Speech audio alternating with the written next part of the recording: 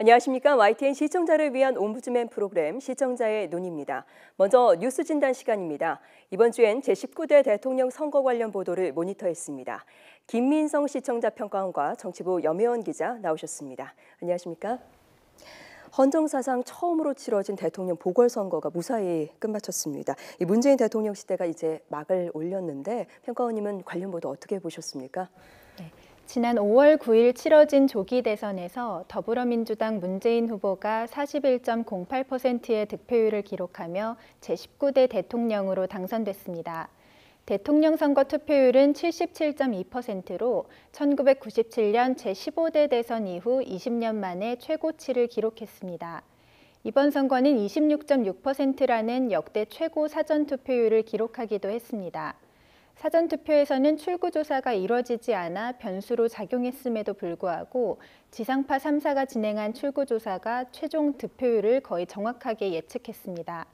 언론사들은 개표 방송에도 많은 노력을 보였는데요.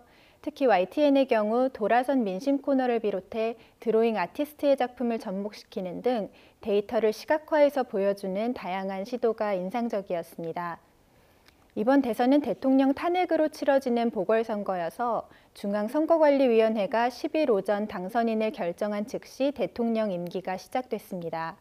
지난 10년간의 보수 정권이 막을 내리고 새롭게 출범하는 문재인 정부는 사회 각 분야에서의 대개혁을 예고하고 있습니다. 청년 일자리 창출이나 정치 권력 및 권력기관 개혁 등은 임기 초기부터 진행될 것으로 보입니다. 이번 대선이 역대 대선과 달랐던 점은 무엇인지, 그리고 문재인 대통령이 임기 동안 집중해서 추진하고자 하는 주요 공약이 무엇이었는지 정리 부탁드립니다. 네, 선거 시기도 그랬지만 후보자 수 그리고 TV 토론 방식 등 달랐던 점이 참 많았습니다. 염혜원 기자, 역대 대선과 차이점 한번 정리를 해주시죠.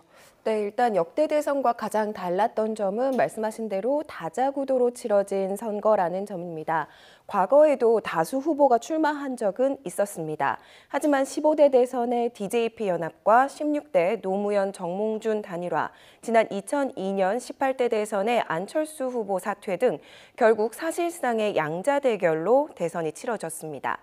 지난해 총선 직전 새정치민주연합이 더불어민주당과 국민의당으로 쪼개졌고 올해 대선 직전 새누리당이 자유한국당과 바른정당으로 갈라졌습니다.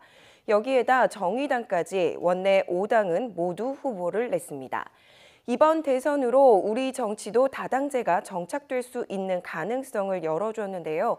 독일과 북유럽 등 연정이 보편화된 나라에서는 익숙한 풍경이지만 이렇게 양자구도에서는 절대 드러나지 않았을 쟁점이 우리나라에서도 부상하기도 했습니다. 이번 대선에서 불거졌던 동성애와 또 사형제도에 대한 논란 있었는데요. TV토론회에서 자유한국당 홍준표 후보는 더불어민주당 문재인 후보에게 동성애에 대한 견해를 물었고 이 파장이 굉장히 커졌습니다. 분명한 입장을 밝혔던 정의당 심상정 후보가 혜택을 받았다는 분석도 나왔습니다. 이렇게 소수 의견이 존중받고 다양한 요구가 반영된다는 점이 다당제의 장점입니다. 이로 인해 이번 대선은 역대 대선에 비해서 좌우의 이념 대립이나 색깔론이 덜 불거지기도 했습니다. 이번 대선에서는 또 지역주의 구도가 약화된 점을 특징으로 꼽을 수 있습니다. 부산, 울산, 경남 등 지난 18대 대선에서 박근혜 전 대통령에게 60%의 몰표를 몰아줬던 지역이 이번에는 같은 선택을 하지 않은 건데요. 문재인 대통령은 부산과 울산에서는 1위를 기록했고 경남에서는 2위였지만 홍준표 후보와 10,000표 정도밖에 차이가 나지 않았습니다. 또 홍 후보가 1위를 차지한 대구와 경북도 박 전 대통령은 80%대를 득표했지만 이번에는 40%대 후반에 그쳤습니다. 호남도 문 대통령과 안철수 후보가 표를 나누어 가지면서 5년 전 90% 가까이 몰표를 받았던 문 대통령이 60% 안팎을 기록하는 데 그쳤습니다. 또 두 번째로 질문하신 부분은 문재인 대통령의 주요 공약이었죠. 1호 공약은 바로 일자리 공약입니다. 공공부문을 중심으로 일자리 81만 개를 창출하고 비정규직 격차 해소로 질 나쁜 일자리를 질 좋은 일자리로 전환하겠다는 등의 내용이 담겨 있습니다. 문 대통령은 당선이 되면 대통령 집무실에 일자리 현황판을 만들어서 직접 챙기겠다는 의지를 보이기도 했는데요. 취임 이틀 만에 대통령 직속 일자리위원회를 새로 만들었고 일자리위원회 책임자는 대통령 특별보좌관을 겸하도록 해서 비서실과 함께 일하게 했습니다. 또 다른 주요 공약으로는 광화문 대통령을 꼽을 수 있습니다. 문 대통령은 청와대는 시민에게 돌려주고 공무원들과 보다 잘 소통하기 위해서 광화문에 집무실을 두겠다는 약속을 했습니다. 광화문 광장에서 국민과 토론도 하고 퇴근길에 남대문 시장에서 소주도 한잔하겠다며 친근한 대통령이 되겠다는 포부를 밝히기도 했는데요. 이 계획은 서울 역사문화벨트라는 큰 그림과 함께 가는 건데 남북 방향으로는 북악산에서 광화문 광장까지, 동서 방향으로는 서촌에서 종묘까지 역사문화거리를 조성하겠다는 겁니다. 지난달 기획위원회를 발족해서 유홍준 전 문화재청장을 위원장으로 위촉했고 행정자치부도 함께 준비에 들어갔습니다. 하지만 경호와 국가안보 등의 현실적인 문제를 고려하면 대통령 집무실을 옮기기까지는 아직 시간이 더 필요할 것으로 보입니다. 그 밖에도 고위공직자 비리수사처 신설과 검경 수사권 조정 등 검찰개혁 방안도 약속했습니다. 네, 대선 후에 YTN이 긴급 여론조사를 했는데 그때 국민들이 대통령에게 가장 바라는 덕목으로 정의와 소통을 꼽았다고 하더라고요. 앞으로 이 부분을 잘 이끌어 나갈지 좀 기대가 되는 부분인데 평가원님은 선거 보도와 관련해서 또 어떤 생각을 하셨습니까? 네, 문재인 대통령은 홍준표 후보를 557만 938표 차이라는 압도적인 표 차이로 이겼습니다. 역대 대선 가운데 최다 표차를 기록했는데요. 하지만 전체 득표율은 과반에 한참 못 미친 41%에 그쳤기 때문에 대내적으로는 여소야대 구도 극복이 최대 과제일 수 있습니다. 현재 더불어민주당 의석수는 120석에 불과하기 때문에 단독으로는 법안 통과가 불가능합니다. 국회 선진화법에 따르면 법안 통과를 위해 180석 이상이 필요하기 때문에 여소야대의 국면을 헤쳐나가기 위해서는 협치가 필수적입니다. 대외적으로도 안보나 외교 문제 등이 녹록지 않습니다. 당장 사드 문제를 놓고 10억 달러 비용 청구를 고민하는 미국 트럼프 정부와 경제적 보복에 나선 중국과의 외교 문제도 난제입니다. 여기에 북한 도발 가능성으로 인한 한반도 위기 상황 대처와 한일 위안부 문제 등도 쉽지 않습니다. 안팎으로 엄중한 국가 과제가 많은 시기인 만큼 문재인 대통령이 향후 해결해야 하는 대내외적 핵심 과제에 대한 정리가 필요할 것 같습니다. 네, 당장 풀어야 할 나라 안팎의 문제가 참 많이 쌓여 있습니다. 대통령의 핵심 과제 한번 살펴보죠. 여명 기자 한번 정리해 주시죠. 네, 문재인 대통령이 제1과제로 꼽고 있는 것은 바로 국민 통합입니다. 네. 이를 위해서 협치를 강조하고 있는데요. 하지만 여소야대 국면이 발목을 잡고 있습니다. 현재 더불어민주당 의석은 120석입니다. 원내 제1당으로 얼마 전까지는 거대 야당의 지위를 톡톡하게 누렸지만 집권 여당이 된 지금은 정반대로 상황이 달라졌습니다. 의결 정족수에 미치지 못하기 때문에 새 정부의 개혁 과제 추진은 물론이고 인사청문회도 야당의 협조 없이는 통과가 힘든 지경입니다. 내각 구성부터 쉽지 않을 것이라는 전망도 나오고 있는 상황입니다. 이 때문에 문재인 대통령은 취임하자마자 야4당 지도부부터 찾았습니다. 이 자리에서 국정 운영에 협조를 당부하고 정부가 야당과도 대화와 소통을 하겠다고 강조했습니다. 이어서 취임 이틀째 되던 날에는 임종석 청와대 비서실장도 야당 대표와 원내대표를 만나면서 발빠르게 대화에 나섰습니다. 임 비서실장은 왕 실장이 아니라 영 실장이라는 별명이 붙었는데요. 이 별명처럼 임 실장은 국회에 협력을 거듭 요청하면서 각 당 지도부 의원들을 선배님이라고 부르는 등 적극적인 소통의 움직임을 보이기도 했습니다. 이렇게 야권과의 협치를 통해서 문재인 정부가 해결해야 하는 현안은 한둘이 아닙니다. 일단 미국과의 관계를 어떻게 풀어갈지가 문제입니다. 도입부터 배치까지 줄곧 논란을 부른 사드 문제가 가장 시급한데요. 문 대통령은 사드 배치 문제를 미국과 다시 논의하고 배치를 하더라도 국회 비준 동의를 받도록 하겠다는 입장입니다. 하지만 이미 운용 단계에 들어선 사드 배치를 놓고서는 배치부터 다시 논의하겠다는 점에서 이를 둘러싼 한미 갈등이 야기될 가능성이 있습니다. 또 우리가 먼저 재논의를 요구할 경우 미국이 비용 문제를 더 강하게 요구할 수도 있습니다. 하지만 취임 뒤 미국 트럼프 대통령과의 첫 전화 통화에서도 북핵 문제에 대한 의견만 나눴을 뿐 사드 배치 문제에 대한 논의는 오가지 않았다고 청와대 측은 밝혔습니다. 중국 시진핑 주석과는 사드 특사단을 이른 시간 안에 교환하기로 했습니다. 한일 관계의 핵심 이슈는 역시 위안부 합의입니다. 문 대통령은 한일 위안부 합의 협상의 무효화를 재추진하기로 공약했습니다. 문 대통령은 아베 신조 일본 총리와의 통화에서도 양국이 역사를 직시하고 여러 과제를 진지하게 다뤄나가야 한다면서 우리 국민 대다수가 정서적으로 위안부 합의를 수용하지 못하는 게 현실이라고 말했습니다. 또 국민의 정서와 현실을 인정하고 위안부 문제를 포함한 과거사 문제는 양국이 함께 지혜롭게 극복할 수 있기를 희망한다고 강조했습니다. 이에 대해 아베 총리는 위안부 합의에 대해 미래지향적인 한일 관계 구축을 위해 기반으로 착실하게 이행하길 기대한다는 기본적인 입장을 되풀이했습니다.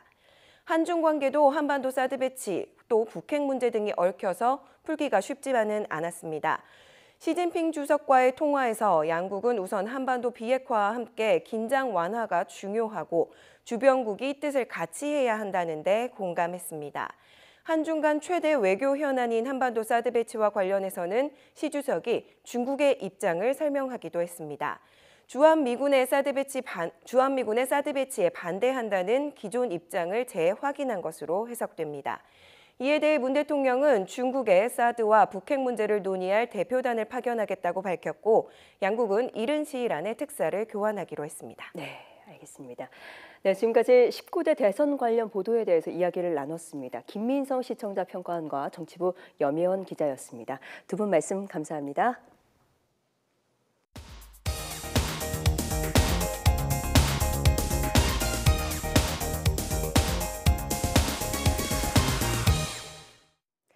지상파 DMB 채널인 YTN DMB 프로그램을 평가하는 내가 본 YTN 순서입니다. 이번 주엔 구석구석 코리아와 뉴스큐에 대한 정은정 평가원의 의견을 들어보겠습니다. 시청자 여러분 안녕하세요. YTN DMB 시청자 평가원 정은정입니다. 시청자 여러분은 지난 황금 연휴 어떻게 보내셨나요? 봄을 맞아 황사와 미세먼지가 기승이지만 덥지도 춥지도 않은 좋은 계절에 여행을 떠나지 않을 수 없는데요. 의외로 먹을거리와 볼거리, 체험할 것들이 고루 있는 여행지를 찾기가 쉽진 않습니다. 그럴 때 숨겨진 알짜배기 여행지를 소개해주는 프로그램이 유용할 텐데요. YTN DMB의 구석구석 코리아는 프로그램명에 맞게 한국의 구석구석을 찾아가 내국인은 물론 해외 관광객들에게도 매력적인 여행지를 발굴해 소개하고 있습니다.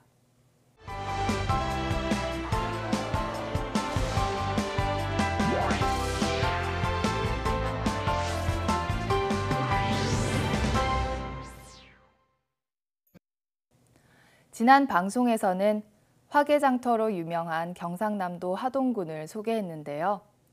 걷기 좋은 계절에 어울리는 여행지 하동을 찾은 구석구석 코리아는 어떤 내용들로 채워졌는지 살펴봤습니다. 프로그램은 먼저 하동하면 떠오르는 화개장터의 풍경을 따라 시작하는데요. 화개장터라는 노래에 맞춰 경쾌하게 펼쳐지는 도입부가 유쾌한 분위기를 더했습니다. 프로그램의 여행 가이드로 등장하는 진행자 아비가일은 화개장터를 찾은 사람들을 인터뷰하면서 화개장터의 장점을 자연스럽게 소개하고 있습니다.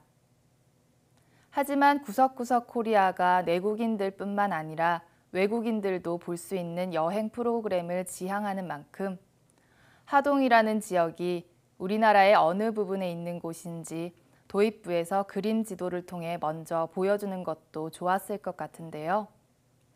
여행지의 위치를 고려해서 여행 시간과 계획을 짜기 때문에 서울이나 부산처럼 널리 알려진 곳이 아닌 지방의 여행지를 소개할 때는 지도상의 위치를 그림으로 보여주는 것이 좋은 시각 정보가 될 것 같습니다.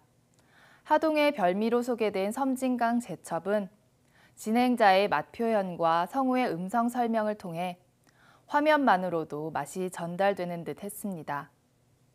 여기에 제첩국과 제첩 회무침을 맛있게 먹는 방법을 함께 보여주면서 재미를 더했는데요.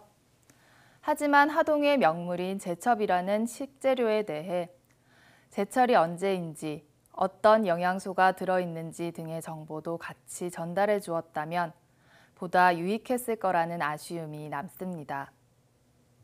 프로그램이 외국인 여행자들도 대상으로 하는 만큼 외국인들에게는 제첩이라는 식재료가 생소할 수 있기 때문입니다.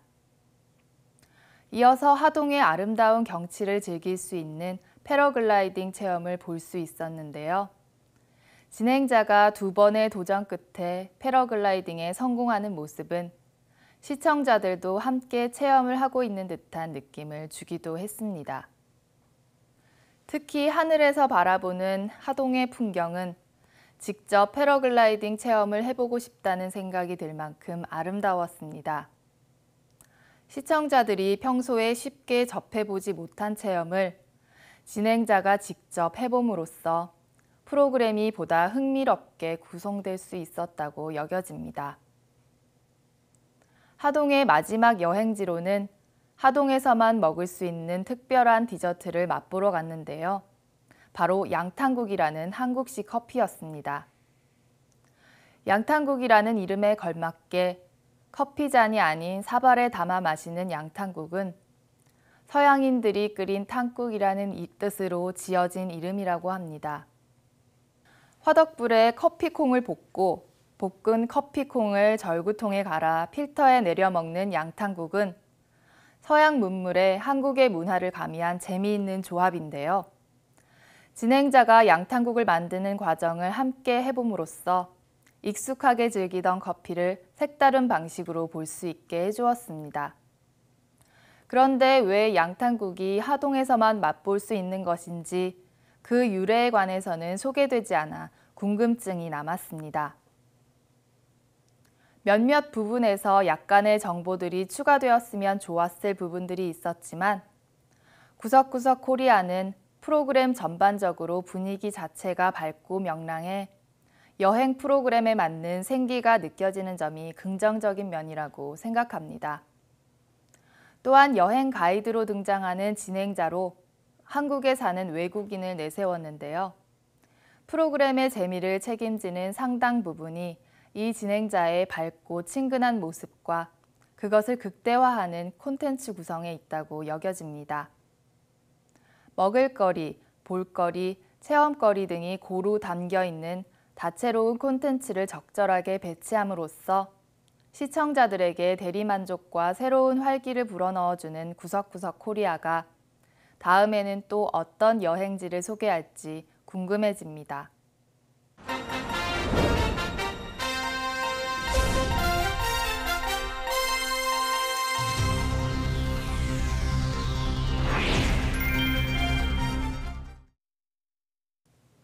여러분은 길을 가다 심장 발작으로 쓰러진 사람을 보면 어떻게 행동하시겠습니까?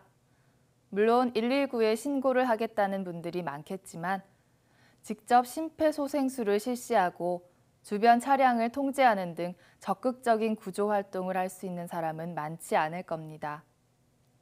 최근 길을 가던 50대 남성이 급성 심근경색으로 쓰러졌는데 이를 본 시민들이 힘을 합쳐 생명을 구한 소식을 YTN이 단독 보도했습니다. CCTV 화면 속에 걸어가던 한 남성이 갑자기 쓰러지자 주변에 있던 시민들이 상태를 확인하고 번갈아 심폐소생술을 실시하기 시작하는데요. 또 다른 사람은 119에 신고하고 소방본부와 영상으로 연결하며 응급처치를 돕습니다. 호루라기를 불며 주변의 차량을 통제하기도 합니다. 이런 여러 시민들의 도움 덕분에 쓰러진 남성은 사흘 만에 의식을 되찾았다고 하는데요.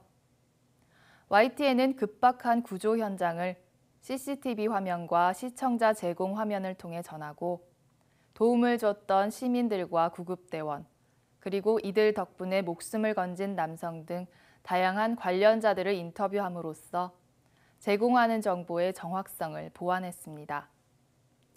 YTN이 확보한 영상들은 급박하게 돌아가는 구조 현장을 자세히 보여줬는데요. 피를 흘리며 심폐소생술을 받는 환자를 모자이크로 처리한 점은 매우 적절했습니다.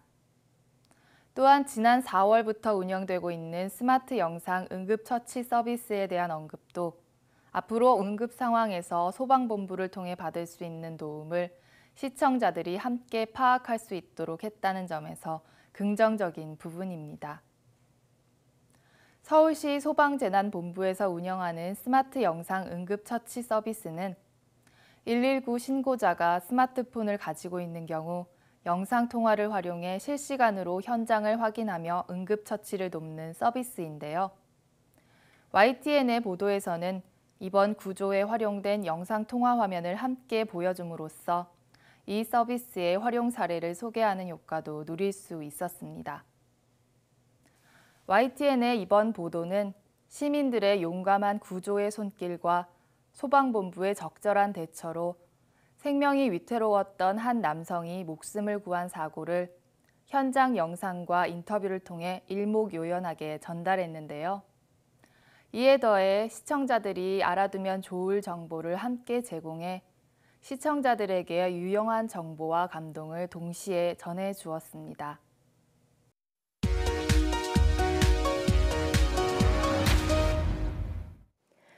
이번 순서는 시청자들의 지적사항을 정리한 모니터 보고 시간입니다.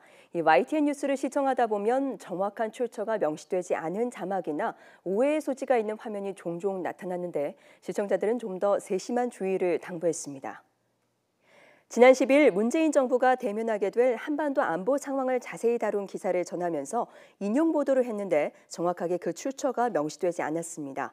중국 보도 인용에서는 해당 발언을 한 매체와 보도 시점을 구체적으로 밝혔지만 반대로 트럼프 대통령의 발언이 언제 있었는지 이러한 내용이 보도된 매체와 경로가 무엇인지 취재기자의 설명에서도 그리고 자막에서도 구체적으로 밝히지 않아서 아쉬웠다는 지적이 있었습니다. 같은 날 특정 기업의 제품 가격이 상승할 것이라는 소식을 전하면서 이번에 가격이 오르는 제품들이 진열된 화면을 보여줬는데 가격 변동이 확인되지 않는 상표가 노출된 타사 제품도 같이 소개돼 다소 오해의 소지가 있었다는 시청자들의 지적이 있었습니다.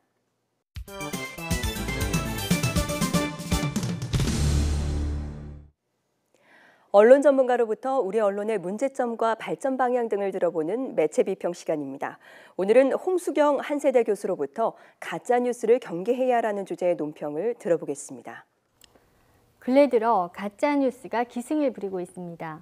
가짜 뉴스란 진짜 뉴스처럼 보이도록 의도적으로 제작돼 유통되고 소비되는 허위 뉴스를 말합니다. 가짜 뉴스는 소셜 미디어의 강력한 전파력과 결합되면서 시민들의 정치적 견해 형성에 영향을 줄 뿐 아니라 폭력이나 혐오, 명예훼손, 증오를 낳을 수 있다는 점에서 문제가 심각합니다. 가짜뉴스는 사회적 갈등과 불신을 조장하며 사회를 혼란에 빠뜨릴 우려가 큽니다. 특히 정치와 관련해 잘못된 신념을 심어주고 이를 고착화시키는 부작용도 발생할 수 있습니다. 가짜뉴스를 생산하는 의도는 우선 정치적인 목적을 들 수 있습니다.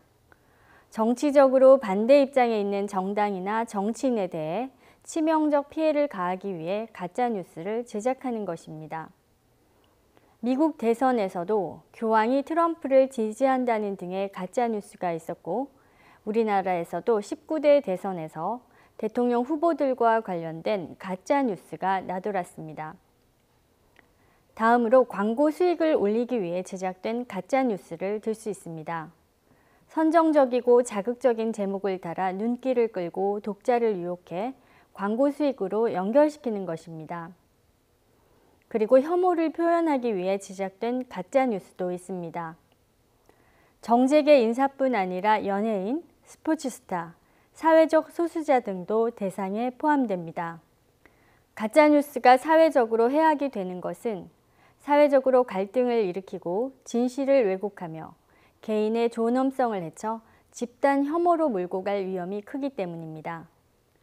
가짜뉴스의 확산 배경에는 인터넷 기술의 발달과 SNS를 들 수 있습니다.